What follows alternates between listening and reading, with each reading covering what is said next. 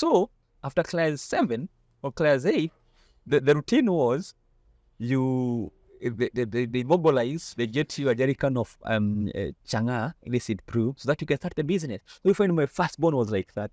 My firstborn, secondborn, that was the routine.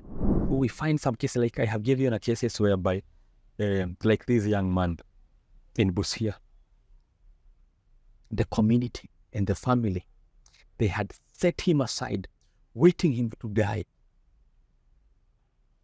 They were already waiting for him to die. In fact, they have already shown him a burial there. They were waiting him to die. We took the other young man in the hospital. We brought him back and he was okay. Tuko family, how are you doing? You have been asking for doses of inspiration, and today we have just that. Our guest today, Dr. Joseph Murimi, has never been in a high school class, but today he's a lecturer, he's a leader, and a CEO here in Kenya. Let's listen to the story of Dr. Joseph Murimi. Daktari, welcome to Tuko. Thank you. Let's inspire some lives. My name is Dr. Joseph Murimi, the founder of Safer Life Organization. I call myself a servant leader or a transformative leader because I believe in serving God. And I believe that service to humanity is service to God.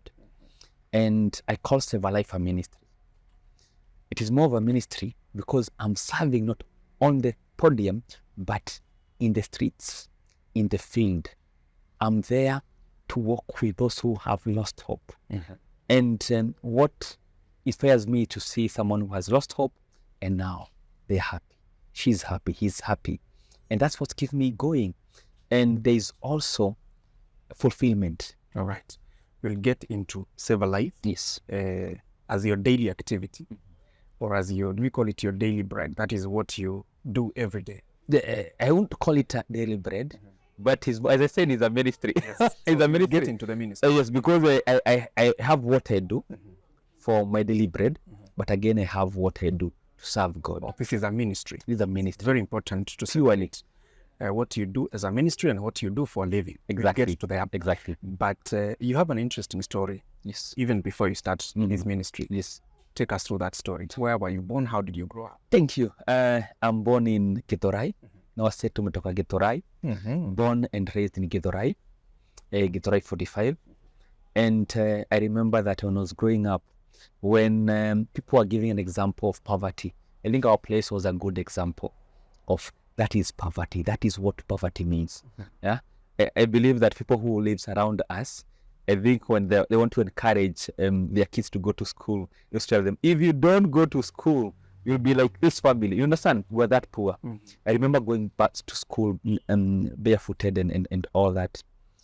And I didn't get an opportunity to go to high school. That was something deeper. What do you mean? You didn't get an opportunity to go to high school? How did that happen that now you even... I remember I was a smart student. I would say smart, but an average student. I did well in my KCSE. But as usual, my mom could not afford to take me to high school. KCPE? Yes, I'm tapped KCPE. So my mom could not afford to take me to high school. So the first year, the second year, and I left home. I went to hustle because, my age mates were in school. So I left home, I started hustling, but was very focused. And I didn't give up with life. So I used to do construction work. Then I used to save. Then I saved. First year, I bought books for Form 1 and Form 2, which I used to do revision. I bought books from Form 1 and Form 2. You can imagine I'm around 15 years, 16 years. I was that focused with life. So I bought books for Form 1 and Form 2. Then I was doing revision at home when I was not going for construction work, or maybe when I'm not going, because I used to do, if there is maybe any hustle for construction work, I'll go. If I don't have, I'll go to Gikomba, buy shoes, loafers, shirts, come and sell in Githurai. So when I get an opportunity, I used to revise, create time in the evening.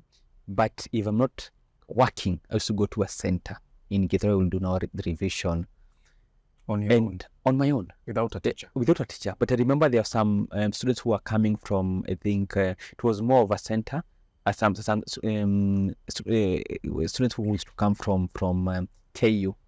So I used to revise on my own. So I could organize. Then between the Form 1 and Form 2, I did it in 1 year. Then again, the second year, I did the revision between for Form 3 and Form 4. And I went to a school called, I think it is not there nowadays. I went to Kasarani Academy, where I booked for my KCSE. You have bought books on your own. Okay, you can imagine. You have revised on your own without a teacher. Yes. It's like you've gone through high school in 2 years. In 2 years. And again, you're not full-time. Registered for, and you're not a full-time. You're not full-time. But you can imagine, even the zeal, when God has created, leaders, He will use you and He'll give you a different story. You can imagine at age 15, 16, I'm that focused. And I registered for my KCSE. I did it. Again, my parents could not afford to pay for my college. I went to a small college called Q. It was called Q1 in Githurai. I was doing IT. Although I could not finish because I could not manage to pay the entire school fees. Then I dropped. Then when I was doing hustling in Githurai with my friend called Frederick Kiari, we found some Koreans who were giving brochures and they have free computer classes. And these computer classes were starting from 2 here around in Mahane. This was a good opportunity for me to join. So I joined these classes. I heard that they want to start at a TV station. And they started a college called GBS Academy, which I joined. I remember it was 30,000 per semester. But when I came, because I could not afford to pay that, when I knew I could not afford this money, but I enrolled and I started. So I used to come early in the morning, clean the toilets, and when people are sitting down, I'm there sitting ready for the class. And now the MD was, he saw me. He realized, no, this guy is coming early. And by the time you're starting, he's in class. They could not chase me away from. They could not chase me from class. They told me, no, you just continue with what you're doing. And some people could not continue. So they gave me the scholarship for a year. I was there for a year. I did a certificate a level for media. Then after that certificate, they started a TV station where again, I started working as a camera person. Then again, went back to school because now I'm getting something. After working for, I think, a year as a cameraman, then again, I was promoted as a video editor. Then again, I remember I did my second certificate in the same place, same facility, Mahanaim College. Then I went to Premier College, where I did my diploma. Then again, because I'm earning another now diploma, there is now this UK-based ICM. I did a diploma. And again, then after that, that's when now I went to university. Because I'm earning, I went to university and I did a degree. Now I left media, I went to higher learning as a lecturer. Then I was lecturing now media. Then again, as a media person, I realized, okay, because when I was in media, let's take you few years in media and do a story in a place called Korogocho. Hold that thought. I want to take you back to class 8. Yes. After KCSE. What born are you in your family? I'm the last born. You're the last born? Yes. You said that you were not able to go to high school. Yes. And your brothers and sisters were also not able to go to high school. Yes. So what was the routine then? Where were they going? That's a good question. I remember my grandmother, when she was married from a man called Gediomi from a place called Mangu in Kiambu. They moved. They were working in Kahawasukari. There was a ranch there owned by the whites. And my grandmother was selling illicit brew. And the husband was working now in the farm. So my mom was also doing the same. Was selling illicit brew.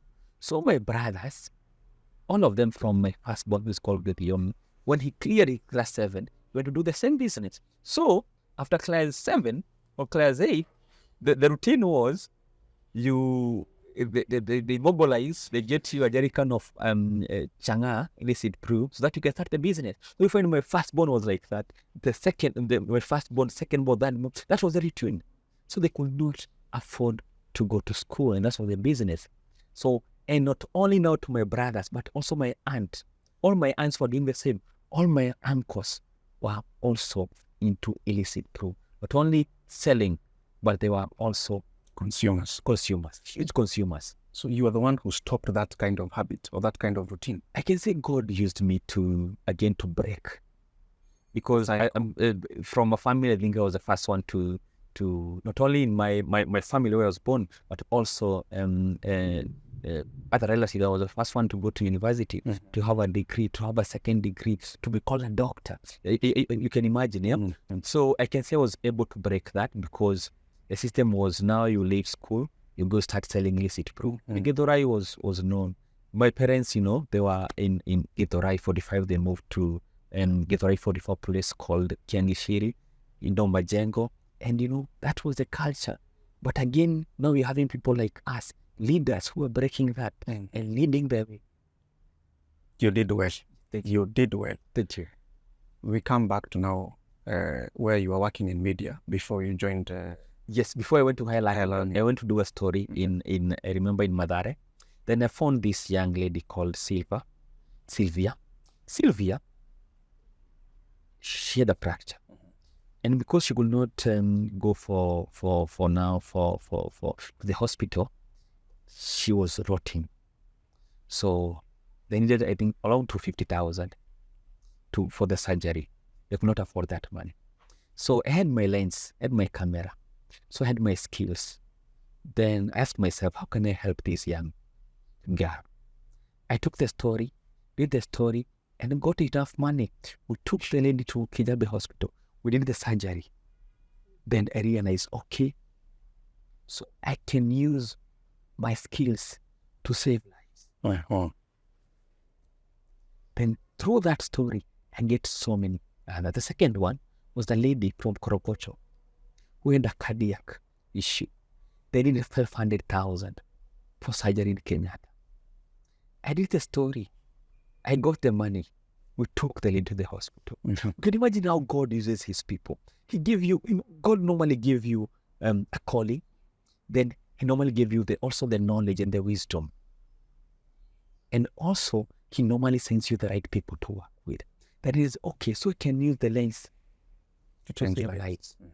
So when I moved to higher learning as a lecturer, I continued doing the same. I was very passionate about using the same skills. Do that. So when I went to the university, I was doing this, but I'm also online. Then again, I was also working with a small station called UTV, where I now started a program called Save Lives. On a weekly basis, we used to pick every case, complex cases, expensive cases. We fundraise for the case and take the patient to the hospital. And God uses you. Because I remember when I was in media, I was a camera person. Then now, I come to higher learning. People are not interested in what I'm doing. They don't understand what I'm doing. I'm fundraising for people, visiting the patient. And my cases, there are those tumors, those keloids, those cases that you sit there and you feel That's like scary, to say the least. With all due respect, I see some of the pictures that you post and you don't want to look at them twice. I remember there's a time I went to do a presentation in church, and they told me, no, bring that thing down. It's like a horror movie. You understand? People they can offer. Those are people like me and you who did not choose to be in that state. So I started highlighting such cases, complex cases, expensive cases. So I could do one case every week. Very expensive cases. And God has been faithful because we have been doing that. I remember when from 2017, 2018, 2019, on every week we are there, taking people to hospital. And now, apart from that, every week we also do medical camps. Like last week, I was in Nyamira. We did over 60 cases, 54 major cases. We also did of almost 200 minor cases. Then again, also treated over 500 cases. So understand, we are doing this in a huge way. That's why I keep on saying that when God gives you a calling and a purpose, He will give you wisdom and the way to do it. He also send you the right people. That's why you are here. You are here. God allowed you to come here. So this is amazing. And again, that's why even God, there is also someone who watching this broadcast about Save Lives, getting to understand. And I'm sure this broadcast will also inspire someone. Someone to think about humanity, to give And also to remember that we cannot live like an island, and we are created to support each other. That's why Jesus Christ said that love is the greatest of all. And we should also spread that love, because love without action is dead. If you have a girlfriend or a wife, if you keep on saying that I love you without actualizing it, giving those gifts, she cannot feel that love. So if God has blessed you with, for example, skills, opportunity, or resources, the resources that you have, or gifts, or brain, wisdom, is not for you and your family alone. No, you need to share with others. That's why you're here, utilizing your network, your skills to spread this to inspire someone. Yes, exactly, to inspire someone. Yes. And for me, I've come to realize that the greatest thing that you can do in this universe is to serve God, despite the religion that you come from, because service to humanity is service to God. And religion humanity does not choose or select religion or tribe, race, and it cut across. That's why when I was in medical camp in Nyamira, we had some people from New York who came to support our people. These were the first time to come in Kenya. And that's why as I do this, you find me in Turkana, Samburu, Eastern, Central. I'm all over. And you're doing that as you are lecturing. Diverse. Yes, I'm diverse. So when I was in the university, because I had a very good VC, Vice Chancellor, called Margaret Motul, and she was supporting my ministry. But now I'm in the university, I'm now the senior studio technician. But again, my passion is pulling me in Turkana. In the university, I had an amazing office, a nice seat I can swing. It's very comfortable. But now I find myself in Turkana, in Samburu. Then I visited my VC, who was my mentor. I told her, Prof, I felt that my calling is dragging me the other side. I feel like I want to go and serve God through Save a Life. Then she told me, yeah, I know we need you more here. But if you feel that you want to go and serve God, because you're serving God, wherever the place, the position that you are at, go and serve God. What exactly do you do? How can you describe Save a Life? How I describe Save a Life? Save a Life is a ministry, and Save a Life is expanding. I started Save a Life as a personal initiative. Then I realized that you are doing a lot. So I registered it as a CBO, community-based organization. Then you were expanding, you're doing a lot all over Kenya. I felt, okay, we need to register Save a Life as a non-profit organization, which we did. And we felt, okay, Save a Life is expanding. We even moved to Uganda, like this young man who is taking pictures from Uganda. Again, we feel Save a Life is expanding. Now we have registered Save a Life in USA. And I can say God is using Save a Life. And we are doing a lot. We have, I can say, 4 main programs. And the main one is the now medical intervention, where we highlight cases of sick people who cannot raise their medical bills, basically for surgeries, expensive surgeries, with those with tumors, keloids, people those people who have been neglected in the community. I'll give an example. Before we go to the next program, I got a call from Turkana. I was told that there is this young lady, and she went to the river, and she was about to throw now her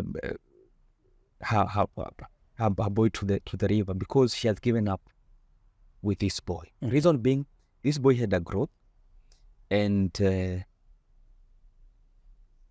people said that this boy is because of maybe the community, I think witchcraft or something, yeah? And she will not face it. Then I got a call from a pastor. So I said, okay, let me go there. I went, I picked the boy, brought the boy to Nairobi. In fact, I came with the lady. The lady was here with the boy for almost 2 months in Gertrude Hospital. We were able to do the surgery, the complex surgery at Gertrude Hospital. We did the surgery. We took the boy back to Turkana.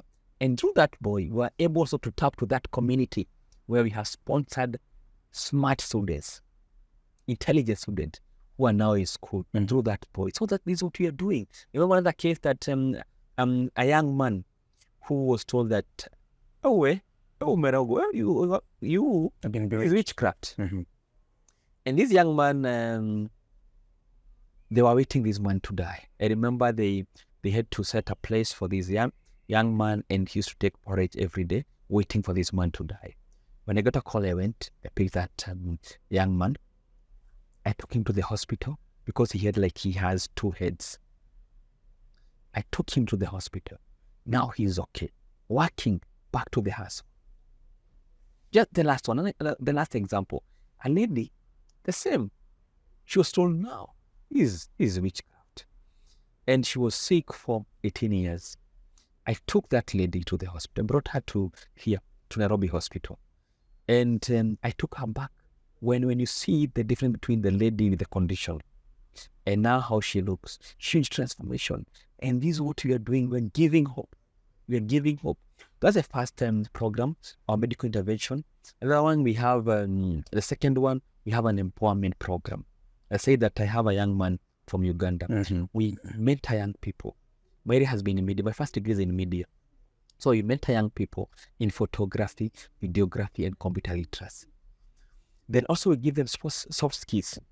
So I felt that if we don't work with those who don't have an opportunity in the community, we won't empower them. So we started this empowerment program because I believe that give a man a fish and teach him how to fish. And we have so many cases. People who are doing very well that we have empowered. They are doing very well in photography, videography, and computer literacy. And that's our second program, which is empowerment program. We have another one, which we tap climate, because if we don't save our space, our environment, our world, we are going to now live in the next few years to come. So this is the right time to plant a tree, take care of our environment. That's what we are doing. Then the other program is, in that climate, we're also doing agriculture. Like in Turkana, we have some greenhouses. Then again, because they are not trees, we have also taught them how to plant trees which are bearing fruits. And again, because they have water around, the water that we normally use. We normally teach them and take them through how to manage those trees. And we are doing very well. And I want to tap to also other parts of Kenya. So Save a Life is expanding, doing a lot. And we have seen the transformation that Save a Life is bringing, what we are able to impact. And I'll say that I keep on saying these are ministry, because there are some ministers who are ministering on the podium.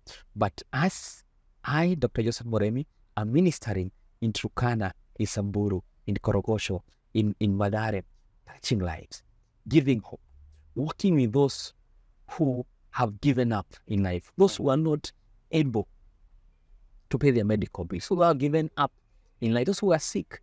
And I believe that's the best ministry that maybe one can do. And I'm happy. And there is that fulfillment. And again, because I'm a scholar and I believe in science, I say that for those who believe in science, it is therapeutic when, for example, you see that young boy called Percy in Turkana that you supported, and that boy is okay. You feel good. It is therapeutic. And when you're happy, you live long, because when you're stressed, your immune is down. So as you help, you're also helping yourself. And again, for those who believe in the Bible, or those who believe in maybe other maybe ways of maybe serving God, that they believe that service to humanity, service to God, then they're serving God, which is, for me, is another thing that keeps me going, because I know I'm serving God on a daily basis. It's amazing. Yes. At this point, I would like to ask what you're doing. Can we call it charity work? It's charity work. It's charity work, right? Yes. So can we say that it is lucrative? That is why you stopped lecturing to come and continue with Save a Life? That's a good question. In the university, because I was not a junior, I had a good job in the university. I was a senior studio technician.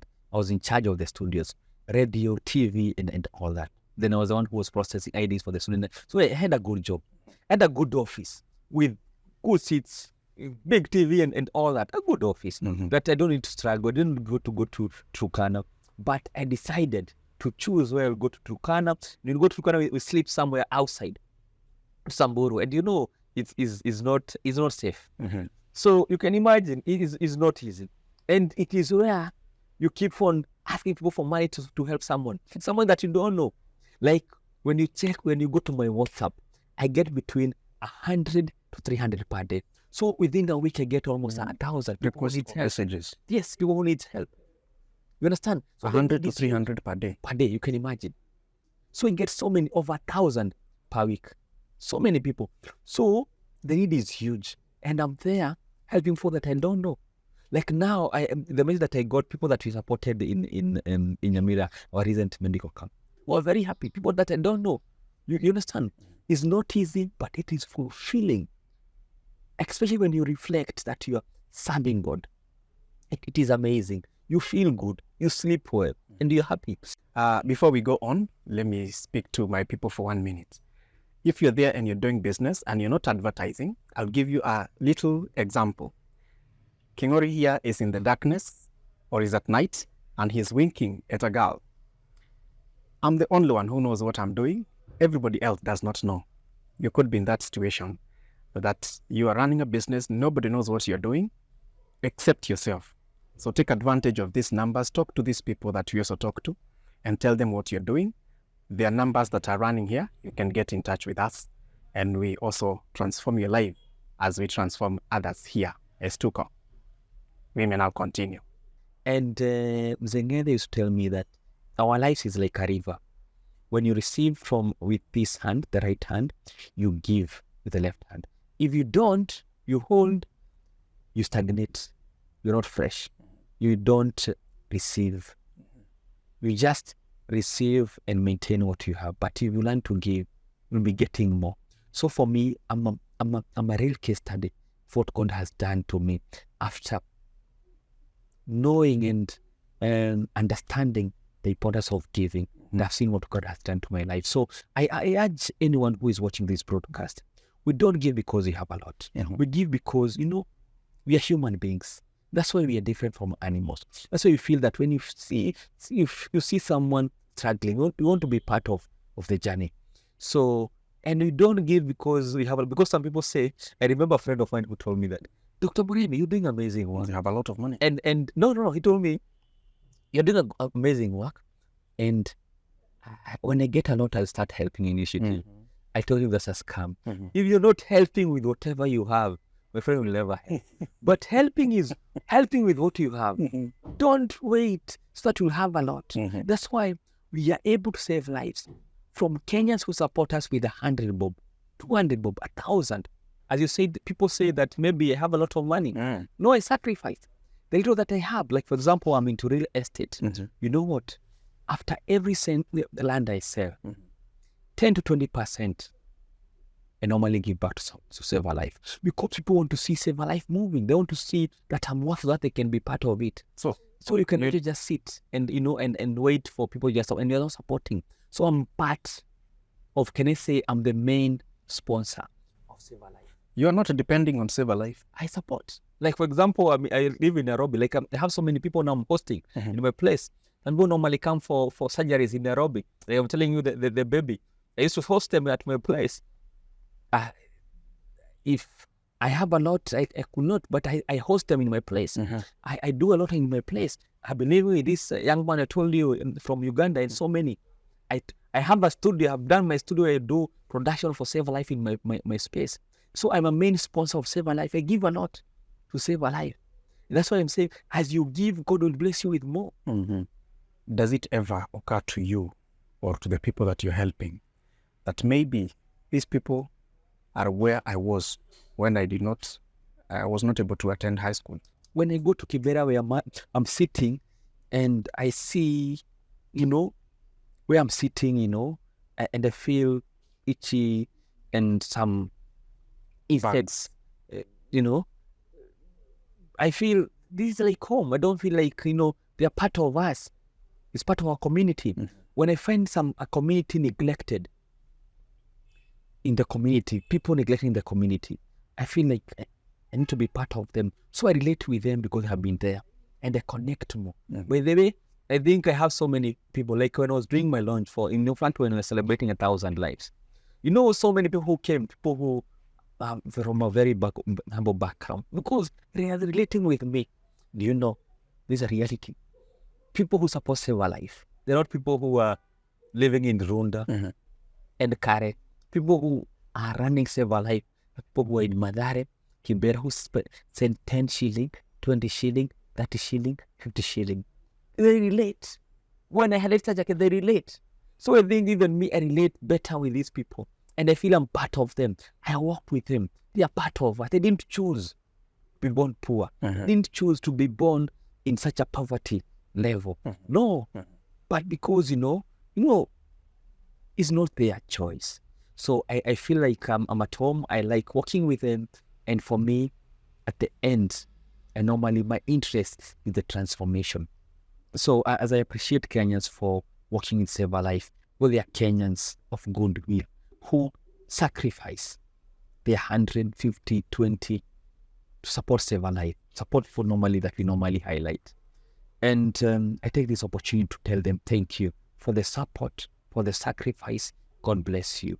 Again, I want to take this opportunity to appreciate and to thank my wife for the sacrifice. I'm married to one wife and I have 3 kids.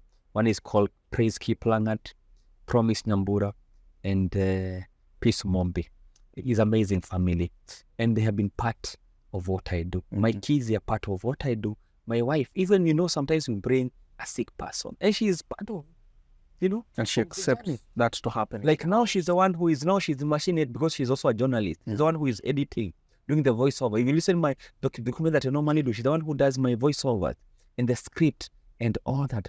She's part of what I do. I remember when I started doing this, even the first case that I did for the girl with the fracture. She's the one who we did the story with her. So you have been working with her. She understands Save a Life better, and she has been part and the backbone of Save a Life. So I appreciate Juliet Wamboi Murimi. God bless you for your home is a space that you don't like other people coming. But I'll bring people. I told you I was with this guy from Uganda for almost a year. Now this is the 2nd year. I bring patients all over from Garissa, to her place. And she's able to host them. I have young people I'm training. They have an office where people normally comes to work at my place. So Juliet, thank you. God bless you. I appreciate. And thank you for your support. Let's continue doing this. I know it's not easy. But because you understand we are serving God and you're part of this, let's continue helping people out there. And the doctor that I work with, because I work with a doctor called Dr. Mesha Konguti, thank you, God bless you. The one who normally gives us leadership. With another doctor called Dr. Kilonzo. And they are part of Save a Life. Every case that I'm highlighting, I normally call Dr. Onguti. Can we manage? Can we do this? And again, Nairobi Hospital has been giving us free surgeries.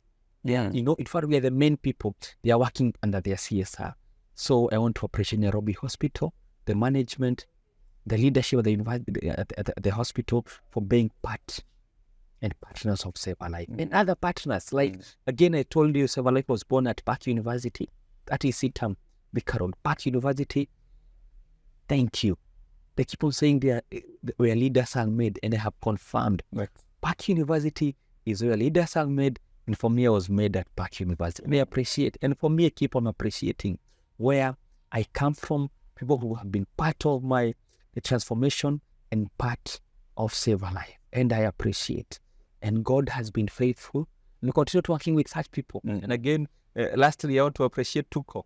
Tuko team for being here, the management, and for giving me this platform. Because without you, I could not reach these people who are watching. And I hope that the same grace I got from Tuko is the same grace that I'll pray that God will touch your heart so that you'll be part of Save a Life. Let's walk one journey together, understanding that service to humanity is service to God. Let's continue helping our people. Thank you very much. Talking of Tuko, because we are also a global digital media house. You said that Save a Life is going global. Yes. You're registering it in America. Yes. Thank Talk you. to us about that. Yes. Amazing. As I said, Save a Life is growing. Is running. Save a Life is, I'm from personal initiative, a CBO, and a profit organization now registered in USA. We have an office in Seattle, Washington. And we are also launching Save a Life in October 25th in Seattle. And the person who is doing this, yes, did not step into a high school class. Amazing. I never went to. I used to hear people saying that titration, going to the lab. I've never seen those things. I've never been in. You only saw them in the books. I was doing it. Was theory. You know what? When it comes to doing, normally during your last paper you used to do at like titration and all that. I have never. That was theory. It was the first time I'm seeing this in the exam room. I've never sat in class. This is amazing how God's work and how God uses people. And now I'm here globally, transforming lives in a big way, inspiring so many people.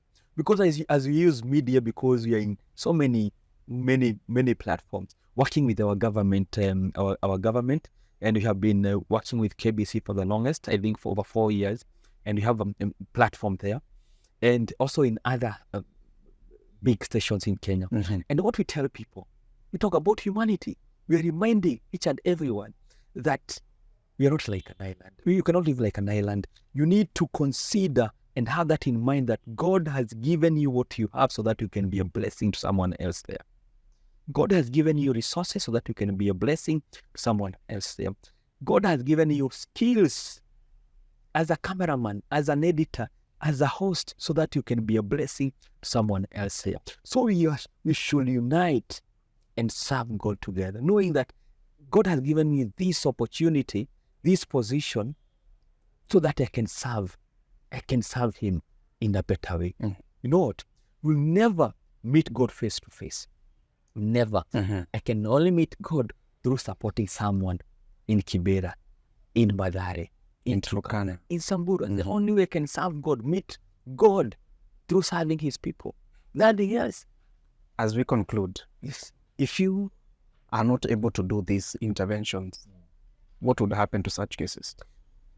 We find some cases, like I have given you cases whereby, like this young man in Busia, the community and the family, they had set him aside, waiting him to die.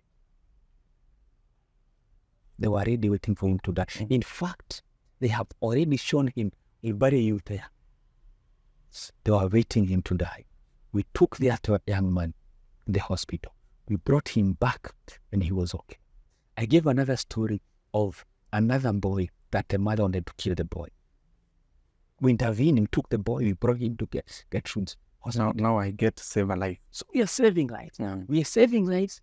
And again, you find that this community or this individual who had challenges with paying school fees, or maybe doesn't have maybe any, he has given up, maybe up with life, we work with them, transform that person through mentorship, encouraging, counseling, and starting a small businesses. And in some cases, we have done some houses. So what we do, we transform lives in a positive way. As in 360, from health, education, then we do some houses. We are complete. We are. I can say we understand God's assignment, and we follow just Christ's footstep of serving the community. Thank you so much, Dr. Murimi. Asante. May you continue doing the Lord's work. Asante. But before we leave, somebody is out there, is almost giving up because of one situation or another. I believe you are the right person to give them a word of encouragement. Yes. Inspire them, give them some hope. Thank you. I love that. I think that's what I enjoy most, and encouraging someone. And what I want to say is that I'm a believer and I'm a Christian. There's a guy called Joseph in the Bible. We read from Genesis chapter 39. Joseph He had a dream, a big dream. Most of us, I know you have a dream, but maybe you have challenges. There's a situation that, you feel that, this is too much. Joseph had a dream, but in a certain time, the siblings, the brothers wanted to kill him. Then they felt that this guy, we don't need him. They sold Joseph as a slave. In life, we normally pass through challenges, situation in life. Then him being a slave, he ended up in prison. Sometimes we might be in such challenges, such situation, but it's a matter of time. Just believe in God, keep going. At the end, Joseph was second in command in Egypt. He was a prime minister of Egypt. So whatever you are going through, keep going. They say if you can fly, run. If you can't run, walk. If you can't walk, make sure you're crawling, make sure you're moving. Don't give up. Keep going despite the challenges. Be it the sickness, the finances, a job. Just keep believing. Keep moving. And at the end, you'll be the prime minister. At the end, you'll be where you want to be. Don't give up. Keep going. Just believe in God. Keep going. And for me, I want to give an example. I'm now Joseph. Not Joseph in the Bible, but now Joseph here from Githurai. From Githurai to the world. Someone who did not even get an opportunity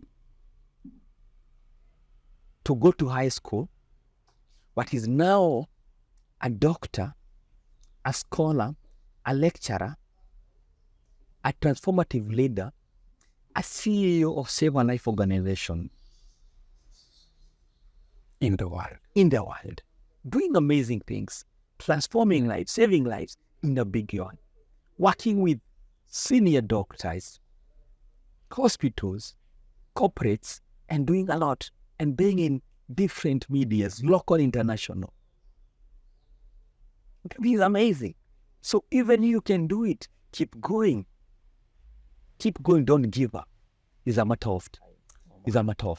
My brother, thank you so much. Thank you. Continue transforming lives. Asante. Because I think you're also in line with what we do. Thank you. We also transform lives. Yes.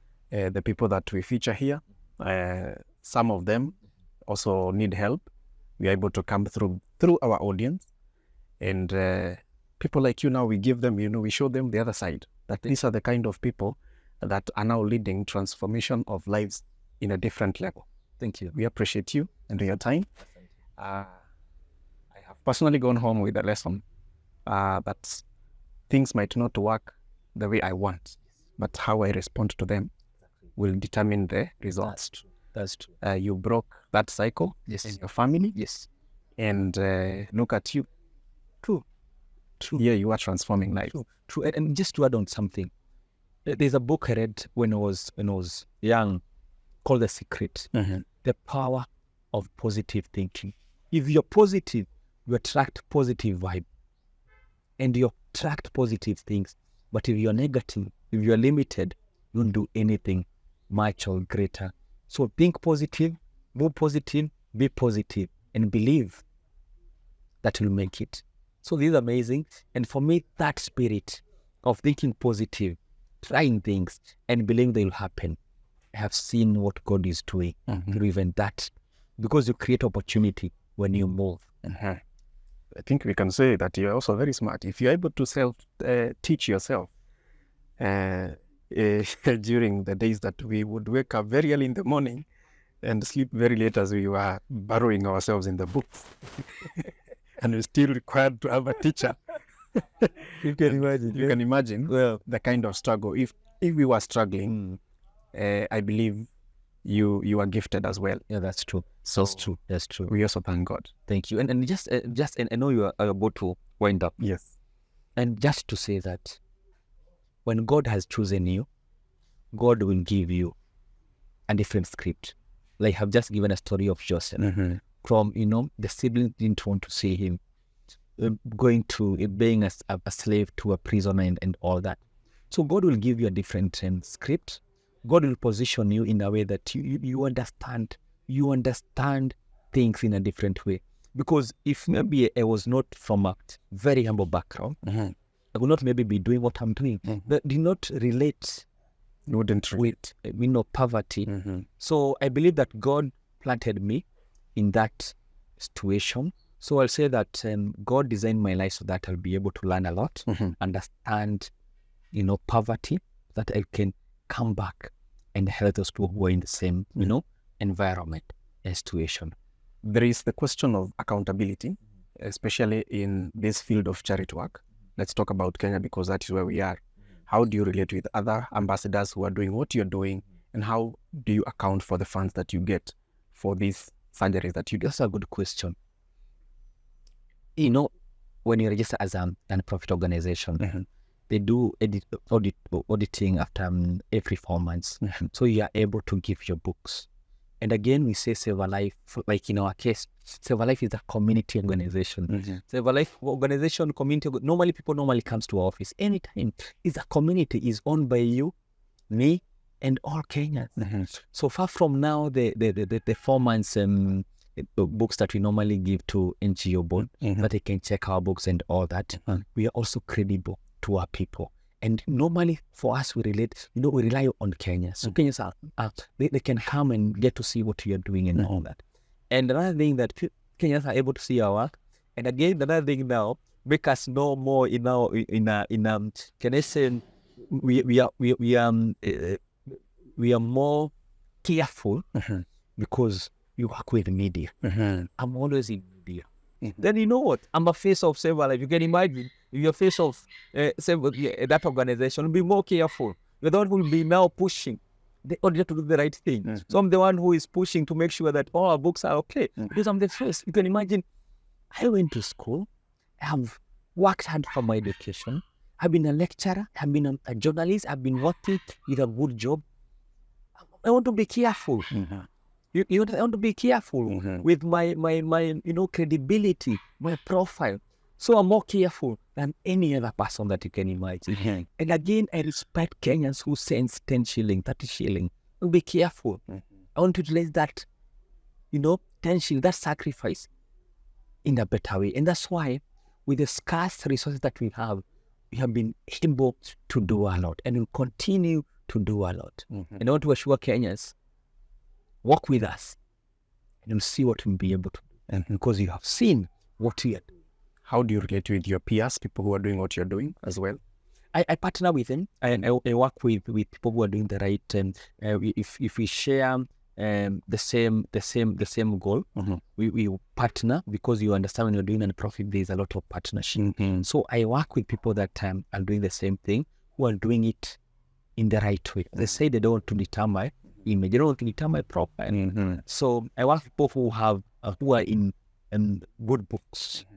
So people whom you have aligned vision-wise. Aligned vision, and again, who are also not, there are some people who might do this for business. Again, for me, I'm doing it as a ministry. So I align my heart with people who are doing it with the heart of helping, with the heart of serving God. So if I see someone who is not aligning with the aim of serving God, I don't work with them, because I say this is a ministry. That's why I'm saying, like, you cannot turn a church to be a club. You understand? So I cannot change non-profit, which I know I'm serving God, be a business aspect. You understand? Thank you very much. Thank you so much for your time. Tuko family, that's the inspiring story of one Dr. Joseph Murimi, a guy who made a decision to break the cycle of poverty in his family. And today he transforms lives here in Kenya and very soon in the world. What a story. I hope you've learned a lesson or two from his humble beginnings to where he is right now. My name is Mori Wangeshi, right here on Tuko. This has been Inspire Kenya. I hope you've been inspired. Let's meet next time.